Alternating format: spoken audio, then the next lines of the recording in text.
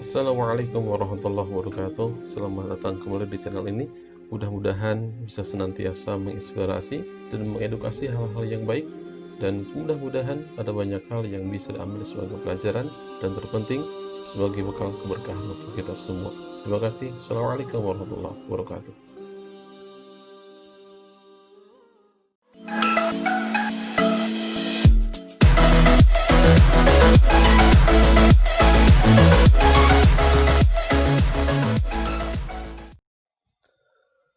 Bismillahirrahmanirrahim.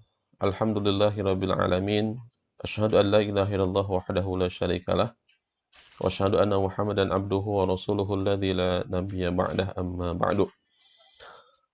Alhamdulillah, puji syukur kehadirat Allah Subhanahu wa taala yang masih memberikan kenikmatan kepada kita semua, nikmat iman, nikmat Islam yang paling besar, juga nikmat berada dalam kesehatan, yang mudah-mudahan kita menjadi hamba-hamba Allah yang senantiasa bersyukur atas kenikmatan-kenikmatan tersebut, agar kemudian Allah semakin menambah kenikmatan-kenikmatan dalam kehidupan kita semua. Amin ya rabbal alamin. Baik pemirsa sekalian, yang dirahmati Allah Subhanahu wa taala, kita masih melanjutkan kajian kita di Bulughul Maram min Adillatil Ahkam, khususnya di Kitabul Jami, kitab paling ujung, pembahasan tentang babul adab, bab budi pekerti. Yang di pertemuan sebelumnya sudah kita bahas hadis pertama tentang hak muslim kepada muslim lainnya. Bahkan kita sudah uraikan tentang hak yang pertama adalah idza laqitahu fasallim alaihi. Ketika kamu bertemu dengan dia, maka ucapkanlah salam kepadanya. Kita akan baca kembali hadisnya. Bismillahirrahmanirrahim. An Abi Hurairah radhiyallahu anhu qala qala Rasulullah sallallahu alaihi wasallam haqqul muslimi 'alal muslimi sittun idza laqitahu fasallim alaihi wa idza da'aka fa'ajibhu wa idza stansahaka fansahhu wa idza 'atasa fahamidallaha fashammithu wa idza marida fa'udhu wa idza mata fatba'hu. Rawahu Muslimun. Dari Abu Hurairah, semoga Allah senantiasa meridhai kepadanya, qala, dia berkata, qala Rasulullah sallallahu alaihi wasallam, bersabda Rasulullah sallallahu alaihi wasallam, haqqul muslimi 'alal muslimi, hak muslim kepada muslim lainnya, sittun, ada 6. Idza laqitahu fasallim alaihi, apabila kamu bertemu dengannya maka ucapkanlah salam kepadanya. Wa idza da'aka fa'ajibhu, dan apabila dia mengundangmu maka datangilah undangannya. Wa idza stansahaka fansahhu, ketika dia datang meminta nasihat maka nasihatilah dia. Wa idza atasa fahamidallaha fashammithu, ketika dia bersin mengucapkan alhamdulillah maka jawablah ucapan alhamdulillahnya tersebut. Wa idza marida fa'udhu, ketika dia sakit maka jenguklah. Wa idza mata fatba'hu, dan ketika dia meninggal maka antarkanlah jenazahnya sampai ke kuburan. Dan pada pertemuan kali ini kita akan bahas yang kedua, mudah-mudahan sampai yang ketiga, yaitu wa idza da'aka fa'ajibhu, apabila dia mengundangmu maka datangilah undangan tersebut. Ini merupakan bagian dari hak muslim kepada muslim lainnya. Jadi ketika ada orang yang datang kepada kita, menyampaikan undangan kepada kita, maka jikalau undangannya khusus, itu dihukumi sebagai wajib untuk mendatangi undangan tersebut. Terlebih kepada undangan-undangan yang sifatnya undangan pernikahan, undangan walimah. Bahkan ada satu hadis Nabi yang mengatakan, idza du'iya ahadukum ilal walimati falyatiha. Apabila kalian diundang, kata Rasul, ilal walimati, kewalimahan, keundangan pernikahan, falyatiha, maka datangilah undangan tersebut. Nah, bahkan juga ada hadis lain yang mengatakan syarru ta'am ta'amul walimah. Makanan yang paling buruk adalah makanan walimah. Kenapa dikatakan paling buruk? Karena yud'a, diundang itu adalah al-aghniya, orang-orang kaya, wa yutraku al-fuqara, dan tidak diundang orang-orang fakir. Itu maka sampai Rasul mengatakan siapa yang tidak mendatangi undangan tersebut maka faqad asallaha wa rasulah, maka dia telah berbuat maksiat kepada Allah dan juga Rasulnya. Nah, namun kemudian undangan ini atau undangan yang sifatnya wajib ini kemungkinan bisa gugur wajibnya. Kalau apa? Kalau kemudian kita ada udzur yang syar'i, ada udzur yang tidak memungkinkan kita untuk hadir pada undangan tersebut. Tapi secara mendasar, hukum datang kepada walimahan itu adalah wajib. Imam Asy-Syafi'i mengatakan demikian, hukumnya adalah wajib karena kita menjadi orang yang diistimewakan sehingga dapat undangan tersebut. Nah, namun kemudian ada lagi undangan yang sifatnya fardu kifayah. Ini undangan yang bersifat umum. Jadi ketika ada undangannya dikumkan semuanya, artinya undangan tersebut disampaikan kepada semua orang tanpa ada pengkhususan, maka itu dihukumi menjadi fardu kifayah. Artinya ketika ada yang mewakili maka kita menjadi lepas kewajiban. Dan ada juga undangan yang dihukumi haram menghadirinya. Undangannya bagaimana? Tentu saja undangan-undangan yang di sana terdapat kemaksiatan, terdapat pelanggaran-pelanggaran syariat.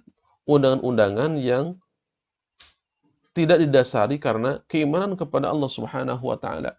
Undangan-undangan yang isinya adalah perbuatan-perbuatan yang melanggar aturan-aturan Allah Subhanahu wa taala. Contoh misalkan diundang ke sebuah acara yang di dalamnya terdapat berbagai macam kesyirikan, berbagai macam kemungkaran, maka hukumnya tidak wajib kita datang. Bahkan menjadi haram ketika kita menghadiri undangan tersebut. Atau misalkan undang-undangan yang lainnya. Nah, boleh jadi akan muncul berbagai macam permasalahan, akan muncul pertanyaan misalkan bagaimana ketika menghadiri undangan ulang tahun misalkan. Ini yang menjadi eh, temuan kita di masyarakat bahwa hal-hal semacam ini sudah lumrah diadakan. Nah, namun tentu saja ketika kita kembalikan kepada Al-Quran dan Sunnah, bahkan kemudian dikembalikan kepada dalil-dalil yang lain, bahwa ada acara-acara tertentu yang di sana merupakan bagian dari ritual, bagian dari acara orang-orang di luar Islam, maka kita tidak wajib untuk menghadiri undangan tersebut. Dan ada hadis yang mengatakan, "Man tasyabbaha biqaumin fahuwa minhum." Barang siapa yang menyerupai suatu kaum, maka dia termasuk kepada kaum tersebut.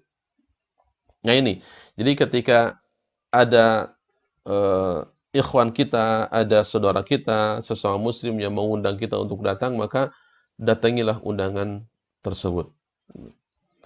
Nah, bagaimana kemudian kita undangannya dari undangan orang-orang luar Islam? Maka kalau kita kembalikan kepada hadis ini, tentu saja jawabannya tidak menjadi wajib kita mendatanginya. Kenapa? Karena yang wajib itu adalah sebagai seorang muslim yang mengundangnya, maka kita juga sebagai orang muslim yang diundang, maka baru di sana ada kewajiban untuk datang. Tapi ketika yang mengundang misalkan orang-orang kafir, orang-orang di luar Islam, orang-orang yang berbeda keyakinan dengan kita, maka tentu tidak menjadi satu kewajiban kita untuk mendatangi undangan tersebut. Itu. Ini poin yang kedua. Wa idza da'aka fa'ajibhu. Ketika dia mengundangmu maka datangilah undangan tersebut. Dan satu lagi yang ketiga adalah wa idza stansahaka fansahhu. Ketika dia datang meminta nasihat, fansahhu, maka nasihatilah dia.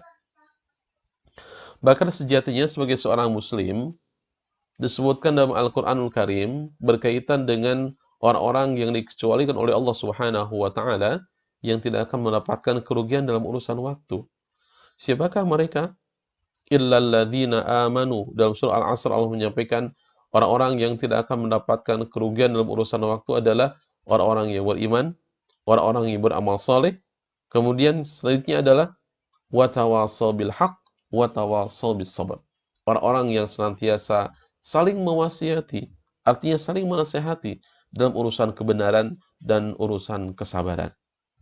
Nah, ini menjadi sebuah hak bagi seorang muslim. Ketika dia datang kepada kita, meminta nasihat kepada kita, maka sebisa mungkin kita menasihati dia.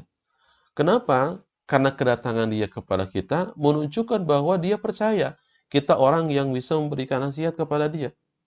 Maka ketika dia minta, tolong nasihatilah saya. Sekalipun mungkin kita bukan orang yang kita merasakan sendiri, kita bukan orang yang baik, kita bukan orang yang eh, dalam pandangan kita sendiri, kita belum maksimal dalam kesolehan kita, tapi ini urusan hak dia dari kita. Maka berilah nasihat kepadanya, tentu nasihat terbaik. Harapannya adalah ketika ada nasihat-nasihat yang baik yang kita berikan kepada dia, maka nasihat itu bisa menjadi lecutan untuk diri kita. Karena kita yang menyampaikan, maka tentu saja harapan besarnya kita pun bisa menjadi apa yang kita sampaikan kepada dia. Nah, tawassaw bil haq, tawassaw bis sabr. Saling mewasihati dalam urusan kebenaran dan saling mewasihati, saling menasihati dalam urusan kesabaran. Ini yang paling penting, ini yang paling pokok. Ketika ada hadir ke hadapan kita orang yang memiliki kebutuhan dalam urusan kehidupan, atau maknanya misalkan orang datang dengan segudang permasalahan yang dihadapinya, berat luar biasa yang dia rasakan, maka kita ringankan beban hidupnya. Tentu saja ketika misalkan kita punya harta, kita bantu dengan harta, tapi ketika kita tak punya harta yang bisa diberikan kepadanya, maka ucapan kebaikan, ucapan nasihat mungkin bisa menjadi meringankan bebannya dia.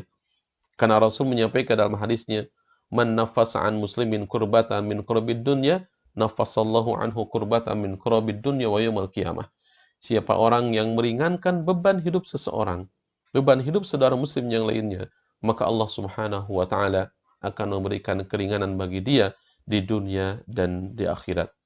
Bahkan dalam terusannya kata Rasul, "Wa man yassara 'ala mu'sirin yassarahu Allahu fid dunya wal akhirah."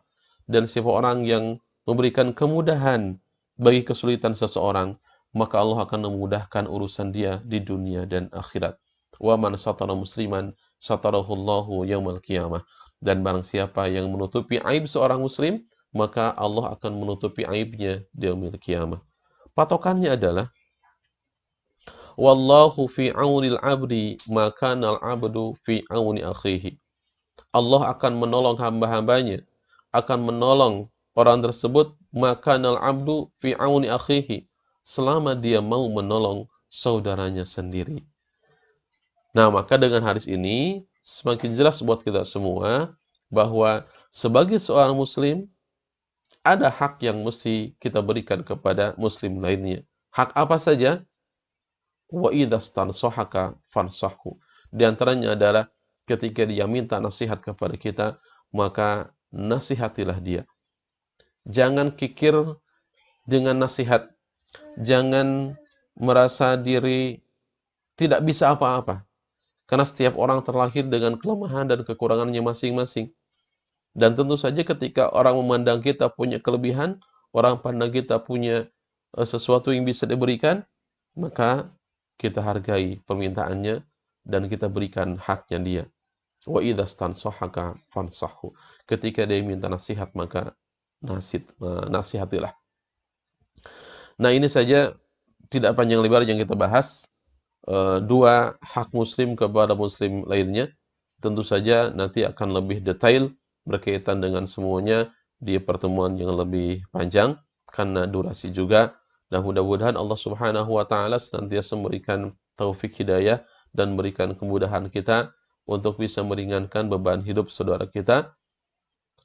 Dan di antara hak-hak yang mesti kita berikan kepada mereka, jadi 3 bahasan kita sudah sampaikan. Yang pertama adalah ketika bertemu ucapkan salam. Yang kedua, ketika diundang maka ada kewajiban untuk datang. Dan yang ketiga, ketika dia minta nasihat maka nasihatilah dia. Mudah-mudahan Allah senantiasa memberikan keistiqomahan kepada kita untuk senantiasa menyebarkan kebaikan kepada orang lain. Dan kebaikan yang kita sebarkan insyaAllah bisa menjadi kebaikan kembali untuk diri kita sendiri. Tambahan kebaikan, tambahan keberkahan untuk kehidupan kita. Demikian yang bisa disampaikan. Terima kasih atas segala perhatian. Aku qouli hadza wa astaghfirullah li wa lakum. Wassalamualaikum warahmatullahi wabarakatuh.